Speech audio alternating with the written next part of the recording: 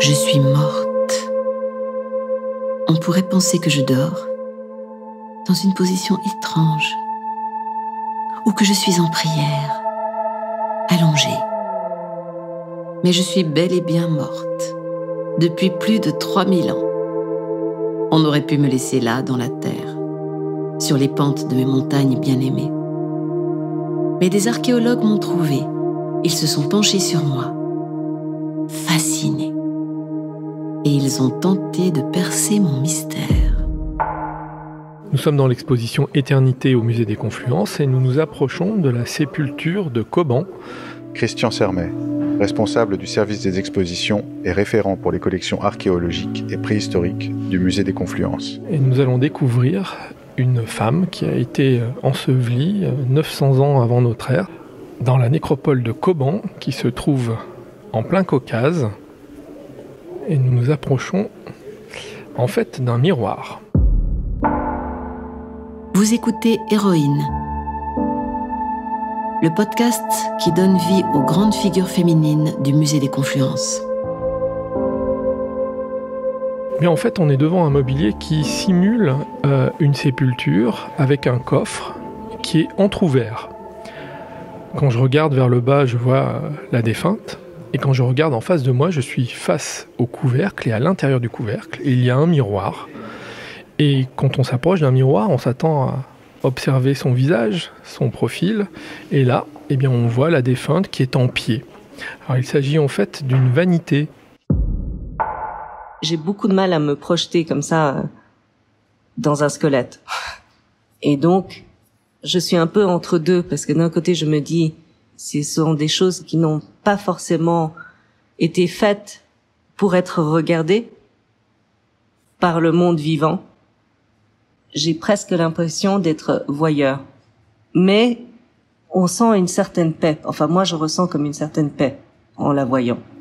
Harumi Klosowska, dessinatrice de bijoux et de sculptures de bronze. Et la première chose qui m'est venue en imaginant, c'était peut-être... j'avais l'impression que cette dame était comme une chamane, entourée des objets qui l'accompagnent dans l'au-delà. Et moi, je l'imagine personnellement presque en tant que médiateur entre les esprits de la nature, on va dire, et l'être humain. Les archéologues m'ont appelée la Dame de Coban. Mais je garde précieusement mes secrets, comme les trésors avec lesquels je suis enterrée. Le mystère se trouve déjà dans le mobilier scénographique et puis dans la manière dont on a voulu le présenter, parce que cette image très contrastée dans le miroir, qui est assez esthétique, eh bien elle suscite forcément la curiosité. Qui est cette personne? Quand est-ce qu'elle a été inhumée? Quels sont les objets qui l'accompagnent dans la sépulture? Qu'est-ce qu'ils disent d'elle? Et c'est en s'approchant que, d'une part, on va avoir ce rapport assez personnel avec la mort, et puis ensuite, on va avoir l'information de qui elle était et qui l'a inhumée de cette manière. Cette sépulture a été découverte en 1881 par Ernest Chantre, qui était alors directeur adjoint du Muséum d'histoire naturelle de Lyon. Et il a rapporté cette sépulture ainsi qu'une autre et 6 crânes provenant d'autres sépultures de Coban au Muséum de Lyon. Françoise Lemort, archéo-anthropologue. Et la première chose qui m'a frappée quand j'ai vu cette sépulture, bien sûr en tant qu'anthropologue biologiste, c'est le magnifique état de conservation des restes humains. Et la seconde chose, c'était la richesse du mobilier qui accompagne la sépulture. On m'appelle la Dame de Coban, mais nul ne sait qui je suis vraiment, ni ce qui m'a tuée, ni ce que j'ai vu de l'autre côté. L'image qu'on a en face de nous, elle est saisissante, parce que c'est une personne avant tout qui a été inhumée il y a 3000 ans. On voit son squelette, ses os blancs. On voit se découper le mobilier, et notamment les bijoux qui sont en bronze. Et c'est un alliage qui, avec le temps, prend une couleur, on va dire bleutée, une espèce de bleu-vert. J'ai un peu l'habitude de regarder forcément d'abord les objets. Ce qui, moi, m'attire beaucoup, c'est les couleurs du bronze qui ont été patinées. On sent tout un savoir-faire derrière aussi. Et là, ce qui est très beau, c'est qu'on voit un mélange de vert, de bleu, de rouille et de noir. Et l'image est d'autant saisissante que les ossements blancs, les bijoux en bronze, sont posés sur un sédiment qui a la même couleur que le sédiment qu'on peut trouver à la nécropole de Coban, qui est volcanique, donc qui est très brun. Et donc là, on a un contraste énorme et on peut voir comme ça tous les détails. Bronze, pierre et os. Ma tombe raconte l'histoire de mon peuple. Un peuple oublié qui vivait jadis, glorieux et fier, quelque part entre ciel et terre. La société cobanienne, qui a été définie comme une civilisation de l'âge du bronze et du premier âge du fer dans cette région du monde, est une civilisation importante. Elle était constituée en fait de peuplades nomades, cavalières, qui élevaient des troupeaux de moutons, élevaient aussi des porcs et chassaient des sortes de mouflons en fait. Et c'est les éléments qu'on retrouve notamment dans les offrandes alimentaires qu'on peut voir à ses pieds. Et puis on trouve dans les éléments de décoration, et notamment ces très belles décorations en forme de tête de mouflon qui ornaient sa robe, son vêtement, et qu'on retrouve beaucoup dans l'iconographie, notamment les gravures sur des haches de guerre en fait, qu'on retrouve dans les autres sépultures. Cette sépulture, comme toutes les sépultures de la culture de Coban, permet d'étudier toute cette production d'objets en bronze, qui sont donc en grande partie des armes, mais aussi des parures et des objets liés à l'habillement, comme des fibules ou des épingles. Et c'est toujours ce qu'on considère comme la principale caractéristique de la culture de Coban, c'est cette production métallurgique très importante. Et il y a une chose qui est assez frappante sur ce mobilier, c'est des décors animaliers ou même des formes d'animaux. On a par exemple une série de pièces qu'on a appelées tête de bélier, que Chantre appelait tête de mouflon. On ne sait pas exactement à quoi ça servait, mais d'après leur forme, ça pouvait servir à fixer des vêtements. Les populations de Coban pratiquaient l'élevage de manière assez importante. Ils pratiquaient aussi l'agriculture. Et après, est-ce qu'il y avait une relation particulière avec les Caprinés ? C'est tout à fait possible, mais on n'a pas vraiment d'éléments pour le prouver. J'imagine que cette dame avait un respect énorme pour chaque objet. J'ai l'impression que ces choses étaient presque justement comme un lien avec une certaine force. En dehors du fait que ce soit un bijou uniquement décoratif, je pense qu'il y a une charge plus importante.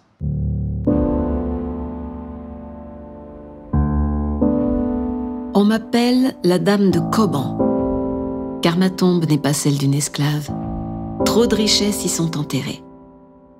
J'aurais pu être noble, épouse ou fille d'un homme à la coiffure de feutre. Peut-être suis-je même une princesse ? Ou bien une reine ? Mais qui vous dit que je ne suis pas une sorcière ? Devineresse, enrichie par les offrandes. Quelle était sa place dans la société ? Le mobilier funéraire nous répond en partie.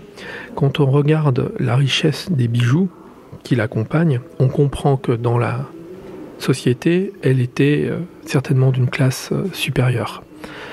Il y a beaucoup d'objets ornementaux, il y a beaucoup de bijoux, et il faut se représenter à l'époque la difficulté pour, les fabriquer, trouver la matière première, et les abandonner dans une sépulture.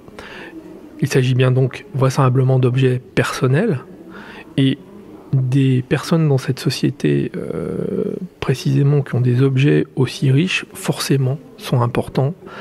Maintenant, comment interpréter cette importance ? Est-ce que c'est simplement quelqu'un qui... une sorte d'aristocratie ou est-ce que c'est quelqu'un qui a un statut particulier ? Malheureusement, comme il n'y a pas d'écrit, on ne peut que s'arrêter là dans la conjecture. Je pense clairement que c'est quelqu'un qui était d'un rang plus ou moins élevé. C'est ce qui me fait penser au côté chaman. Donc je me dis peut-être que c'est une femme qui justement, son but était de faire le lien entre la nature et l'être humain. de réconcilier, de peut-être calmer des angoisses, peut-être de lire l'avenir. J'ai beau dormir ainsi, entourée de richesses, le pouvoir et le commandement n'étaient pas pour moi. Les femmes de Coban n'étaient en mon temps que des instruments, objets de marchandage, destinés à nouer des alliances entre familles rivales ou bien à déclencher des hostilités, lorsque nos pères refusaient de nous donner en mariage à leurs ennemis, ou quand nous avions l'affront de refuser l'homme qu'on nous présentait. Peut-être, telle la belle Hélène de l'Iliade, ai-je provoqué une guerre? Mais je suis morte maintenant, et tous mes prétendants aussi. Parfois, il y a des choses on a l'impression, sur certaines sociétés, que ce sont les hommes qui dirigent beaucoup, mais parfois, les femmes le font d'une façon beaucoup plus discrète. Alors, on sait malheureusement assez peu de choses sur la place des femmes dans la culture de Coban. Néanmoins, si on regarde d'un peu plus près tout le matériel qui est associé au squelette de cette femme, donc on constate qu'une partie des objets qui ont été trouvés avec elle peuvent faire partie de pièces d'habillement ou de coiffure, que d'autres éléments sont manifestement des parures, comme des bracelets, des perles de cornaline, etc. Et si les tombes masculines ont également livré des bijoux, c'est-à-dire des boucles d'oreilles, des tubes qui ont pu servir à faire des colliers, etc., dans les tombes d'hommes, on trouve énormément d'armes, c'est-à-dire de haches et de poignards, qu'on ne trouve pas dans les tombes de femmes. Et compte tenu du soin qui a été pris pour enterrer cette femme et de tout ce qui l'accompagne, on peut penser que les femmes avaient une place importante dans la société, mais on peut difficilement en dire plus. D'autant plus que, comme dans beaucoup de sites archéologiques, une partie des tombes avait été pillée.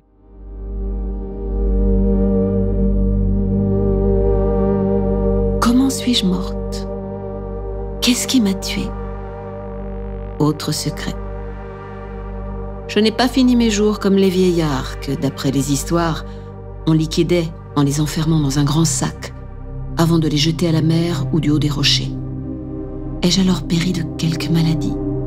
Ou bien suis-je tombée sous les coups d'un de ces hommes cruels qui tuaient leurs femmes, coupables de n'avoir pas bien fait fermenter l'hydromel?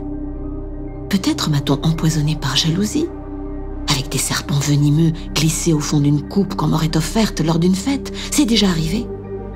Oui, mon époque était violente. Pour les hommes et les femmes, la razzia et le viol, le meurtre et la vendetta étaient dans nos manières. Cette personne, c'est une femme qui a été inhumée il y a plus de 900 ans avant notre ère, presque 3000 ans, dans le Caucase. Actuellement, ça se trouve dans le sud de la Russie, juste à la limite de la Géorgie. C'est une région qu'on appelait l'Ossétie du Nord, à l'époque où elle a été découverte. Cette femme de 35 à 50 ans, elle avait une activité. Vraisemblablement, c'était une cavalière. Ça, on peut le voir sur les ossements, sur la courbure notamment des membres inférieurs. En ce qui concerne les circonstances de la mort, par contre, on ne sait rien. Il n'y a pas de fracture, il n'y a pas de blessure apparente. On n'a strictement rien retrouvé sur les ossements, si ce n'est d'une usure normale ou d'une activité quotidienne. Mais par contre, sa mort reste un mystère. Maintenant, 35 ans, 50 ans, à cette époque, ça n'a rien d'exceptionnel. La vie ne durait pas aussi longtemps qu'aujourd'hui, ça c'est certain. Les conditions étaient plus difficiles. Donc il est possible aussi qu'elle soit morte de sa propre mort ou de maladie, mais pour le coup, nous n'en savons rien aujourd'hui.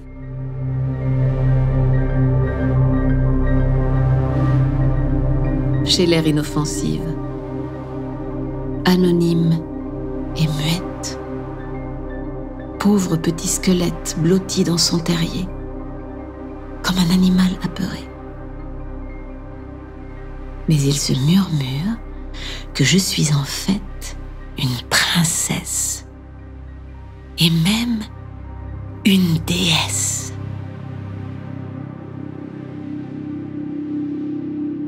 Quel était leur rapport à l'au-delà ? Déjà, on peut le dire, l'habitude de mettre en sépulture et d'inhumer un défunt vous donne déjà une indication. C'est tout un rituel, c'est une attention particulière aux morts. Les mettre dans une sépulture, c'est marquer le territoire, c'est marquer les mémoires aussi de la société, garder un souvenir du défunt à un endroit précis. Une nécropole, ça n'est pas quelque chose d'anodin. Vous avez d'autres cultures dans le monde, notamment en Afrique, où il n'est pas de coutume de marquer l'emplacement d'une tombe. On inhume quelqu'un, et puis on ne sait pas. Il n'y a rien dans le territoire qui vous l'indique. Là, on est vraiment dans, on va dire, le carrefour des cultures occidentales européennes où on marque le territoire. Donc ça, déjà, ça vous donne une indication. Il y a une autre indication, c'est la position du corps, qui est assez proche des positions du corps qu'on trouve en Europe encore longtemps. Elle est inhumée sur le côté, presque en position fétale, avec les bras repliés sur le torse. C'est une attention aussi particulière quand on met en position un défunt dans la position dans laquelle il se trouve dès qu'il est né, ou avant d'être né, mais un bébé tout de suite il va retrouver cette position, ça dit quelque chose du cycle de la vie.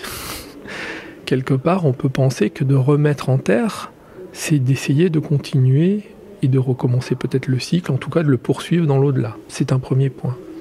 Ensuite, c'est les objets. Les objets sont très importants.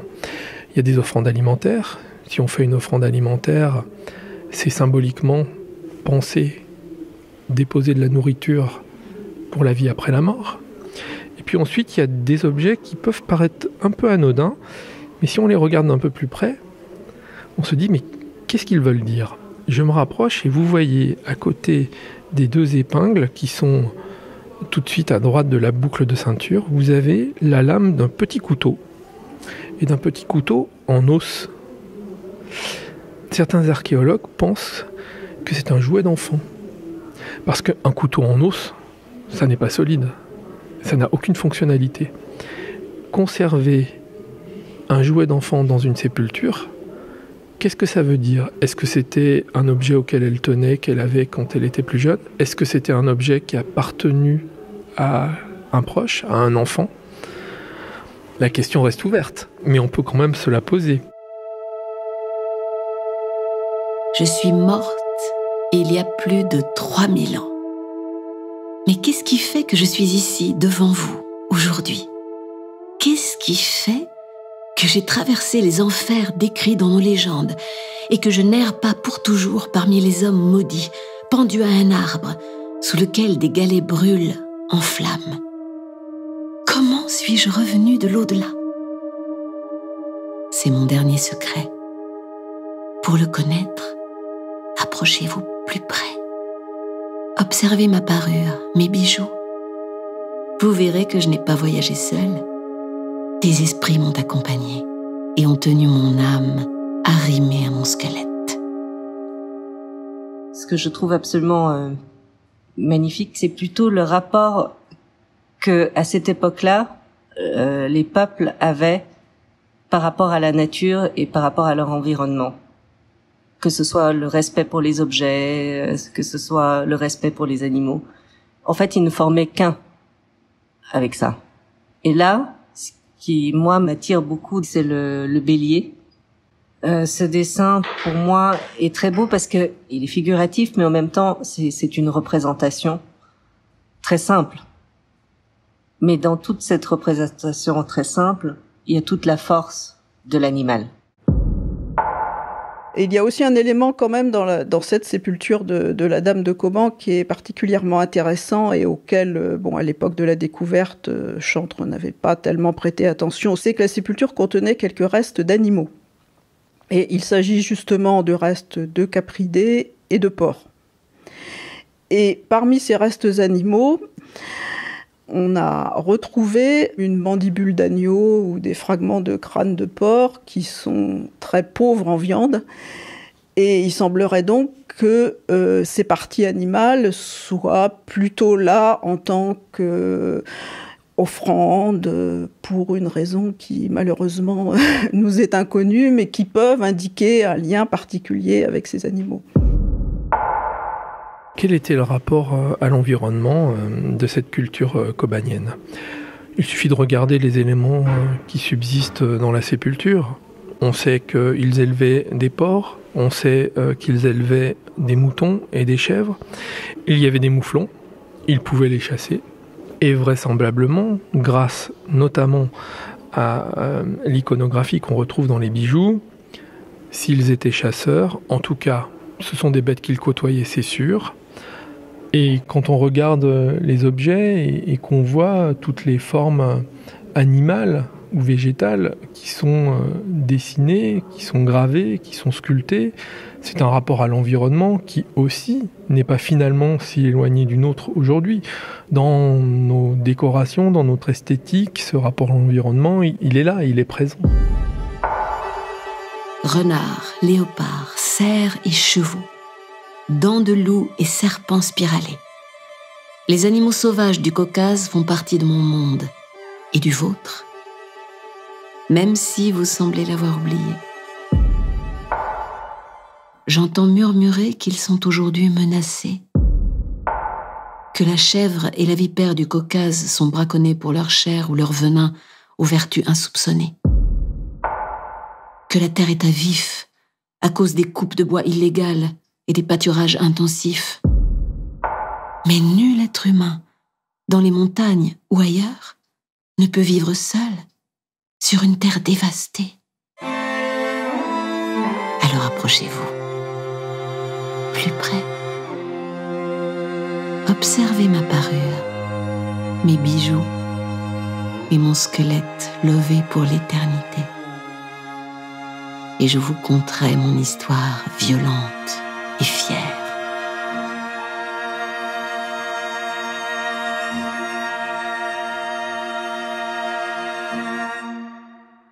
Finalement, l'expérience de visite qu'on souhaite faire vivre aux visiteurs quand il est confronté à cette défunte d'il y a 3000 ans, c'est finalement de se dire que les questions existentielles qu'elle pouvait se poser sont sensiblement les mêmes qu'aujourd'hui et qu'on se pose aujourd'hui. Par contre, on peut peut-être se poser une autre question, plus en profondeur. Quel impact avaient ces sociétés et leur manière de vivre sur l'environnement à l'époque ? Et quel est notre impact aujourd'hui sur ce même environnement? On est de plus en plus détaché de la nature. Et je pense qu'à l'époque de cette dame, les choses étaient complètement différentes. On était beaucoup plus à regarder la beauté de la feuille, de la montagne, de l'eau, des animaux qui les entourent. C'est pour ça que quelque part, ça me touche aussi de voir, quand je vois quand même des restes humains de cette époque-là, je me dis qu'à cette époque-là, les choses étaient différentes et qu'il y avait un plus grand respect de la nature.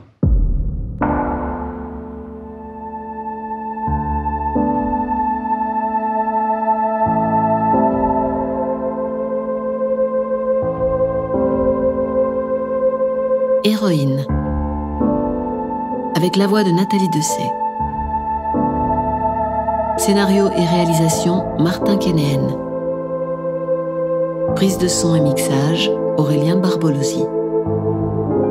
Une production du Musée des Confluences.